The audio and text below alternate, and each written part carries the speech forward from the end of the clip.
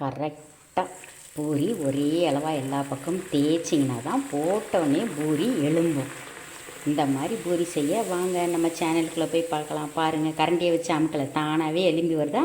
இப்போ கரெக்டாக மாவு பக்குவமாக பிசைஞ்சு தேய்க்கிறதும் ஒரே ஈவனாக தேய்க்கணும். அப்போ தான் இந்த மாதிரி புஷ்ஷுன்னு வரும்.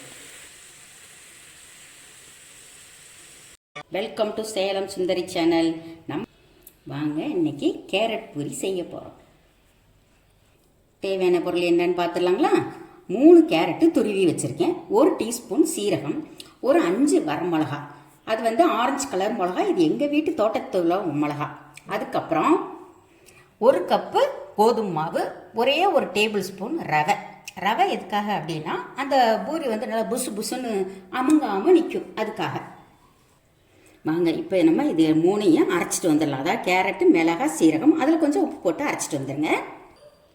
இப்போ மாவு பிசைஞ்சிடலாம். இதுக்கப்புறம் அந்த அரைச்ச விழுது இப்போ எல்லாம் மிக்ஸ் பண்ணிக்கலாம். மாவோட ஒரு 1/2 டீஸ்பூன் நெய் போட்டு பிசைஞ்சிக்கோங்க. மாவை தண்ணியாக பிசைஞ்சிடக்கூடாது, தண்ணியாக பிசைஞ்சால் எண்ணெயை குடிக்கும், அதனால் கெட்டியாக பிசைஞ்சிக்கோங்க. பிசைஞ்சாச்சு. இப்போ இந்த மாவை காய விடாமல் மூடி வச்சுருங்க. இப்போ பூரியை இந்த மாதிரி 2 அப்படி கட் பண்ணிக்கலாம் மாவை. இப்போ சின்னதாக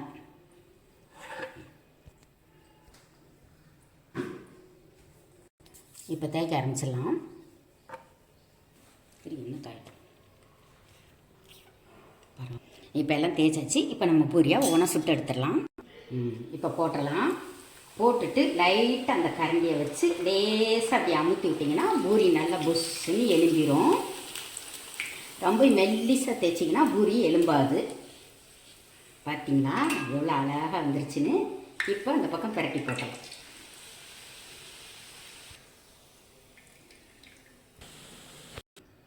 இப்போ ஒரு ஹெல்த்தியான பூரி ரெடி ஆயிடுச்சுங்க. குழந்தையும் விரும்பி சாப்பிடுவாங்க. இன்னைக்கு நம்ம என்ன பார்க்க போகிறோம்னா பூரி பார்க்க போகிறோம். கோதுமை பூரி பார்த்துருப்பீங்க, மைதா பூரி பார்த்துருப்பீங்க. இன்னைக்கு நம்ம பார்க்க போகிறது அரிசி பூரி. அதுக்கு பார்த்தீங்கன்னா இட்லி அரிசி. இப்போ காலையில் உங்களுக்கு டிஃபன் வேணும் அப்படின்னா நைட்டே இட்லி அரிசி எடுத்து ஊற வச்சிருங்க. நான் நைட்டே ஒரு ஆளாக்கு அரிசி எடுத்து கழுவி ஊற வச்சிருக்கேன். இப்போ காலையில் எந்திரிச்சோன்னா அந்த தண்ணியை தூர ஊற்றிட்டு திருப்பி கழுவி வச்சிருக்கேன் அரிசி. அதுக்கு அரைக்கிறது கூட ஒரு 1/2 மூடி தேங்காய், ஒரு ஆளாக்குனால 1/2 மூடி தேங்காய் சொல்லியிருக்கேன். நம்ம கொஞ்சமாக இருக்கனால மிக்சிலேயே அரைச்சிக்கலாம். நிறைய போட்டிங்கன்னா கிரைண்டரில் அரைச்சிக்கோங்க. இப்போ இந்த தேங்காயும் அரிசியும் ரொம்ப தண்ணியாக அரைச்சிடக்கூடாது, கொஞ்சம் திக்கு பதமாக அரைச்சிக்கிறணும். இப்போ வாங்க அதை போய் நம்ம அரைக்கலாம். இப்போ நம்ம அரைச்சாச்சு பாருங்க, நல்லா நைஸாக அரைச்சிடணும். பாருங்க எந்த அளவுக்கு திக்னஸோட அரைச்சிருக்குன்னு. தேவையான அளவு உப்பு போட்டுக்கலாம். நான் ஒரு 1/4 டீஸ்பூன் உப்பு போட்டிருக்கு. ஒரு 1/4 டீஸ்பூன் சீரகம் போட்டுருங்க. போட்டு ஒரு பிடி மைதா மாவு. அந்த மாவு கொஞ்சம் கொல கொலன்னு இருக்கும் இல்லையா, நம்ம பூரி தேய்க்கிற அளவு கொஞ்சம் திக்காக வேணும், அதுக்காக அதில் மைதா கலந்துக்கலாம். பார்த்தீங்களா மைதா போட்டோன்னே எந்த அளவுக்கு நம்ம பூரி மாவு பார்த்து வந்துருச்சு பார்த்தீங்களா. உங்களுக்கு மைதா விருப்பம் இல்லை அப்படின்னா கோதுமை போட்டுக்கலாம். ஆனால் அரிசி மாவோட மைதா கலக்கும்போது நல்லா பூரி, அரிசி மாவு பூரி நல்லா வெள்ளை வெள்ளையன்னு இருக்கும். கோதுமை மாவு போட்டிங்கன்னா கலர் மாறிடும். எந்த அளவுக்கு பதம் பாருங்க எப்படி இருக்குன்னு. இது நம்ம பூரிக்கட்டையில வச்சு தேய்க்கிறது கிடையாது, கையில வச்சு தட்டி போடணும். மாவு பிசைஞ்சாச்சு இல்லைங்களா. இப்ப இந்த அளவுக்கு சப்பாத்தி மாவு அளவுக்கு உருண்டையா எடுத்துக்கோங்க. ஒரு பேப்பர்ல எண்ணெய் தடவி, இலை இருந்தா கூட இலையில தடவிக்குங்க. இப்ப பாருங்க அப்படியே ஒப்புட்டு மாதிரி தட்டணும்.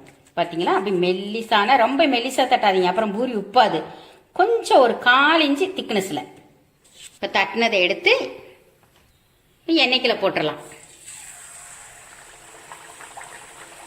பாருங்க இப்ப பாருங்க புஷ்ன்னு எலும்பி வரும். பாருங்க பார்த்தீங்களா. லைட்டா வேணா அது கரண்டியை வச்சு எண்ணெயை அப்படி மேலே அப்படி தெளிச்சு விடுங்க.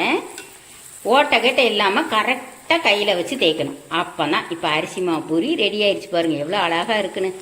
இப்ப பூரி வெந்துருச்சு, எடுத்துடலாம். இந்த பூரி சூடா இருக்கும்போது சாப்பிட்டாதான் நல்லா இருக்கும். சுட்டு வச்சு ஆறுனதுக்கு அப்புறம் சாப்பிடக்கூடாது.